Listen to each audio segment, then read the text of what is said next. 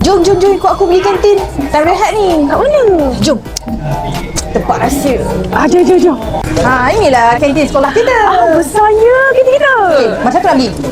Asal? Sini lah.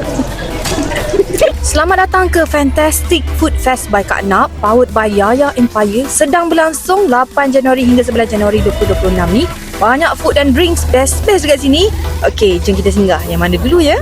Jadi, ni kita jual nasi daging. Harga satu portion ni RM18 sahaja. Yang ni nasi daging kita yang viral yang keluar dalam TV3 tu. Favorite Datuk Seri Siti Nurhaliza, Rosita Cik Wan selalu beli. Okey, bagi saya tiga. Tiga. Okey, kita bungkus tiga-tiga ni Meh Lily bungkus. Wah, banyaknya minuman. Hai. Ada apa ya? Hari ni kita ada lunch menu baru tau. Ada matcha dengan matcha strawberry. Mana satu akan nak try? Strawberry matcha. Boleh satu Thank you. Strawberry. Ya kak, strawberry kak, fresh kak. Kita orang ada dua jenis kak, ada stick dengan cup kak. Kak nak pilih yang mana kak? Saya nak ni. Semua. Allah mohon. Oh, sebesar mulut. Kek durian. Hai. Kita ada kek durian. Yang ni yang saiz Duriyami box. Yang ni Duriyami baby. Wah, boleh saya nak dua-dua? Wow, duduk. Okey, actually ni adalah kek durian sama, cuma saiz durian berbeza. So ni ada durian sebulan tau. And kita menggunakan durian G24 dari Raup. Oh, amazing. Love. Ada dimsum mentai. Ada dimsum mentai, ada pau, ada dumpling. Yang special dimsum mentai. Boleh pilih, boleh campur, tak sedap boleh hantar balik. Okey, boleh? Yang ni? Okey. Ada mi beduk lah Tika. Sotong gudang. Wow, dahsyatnya. Satu? Boleh kak.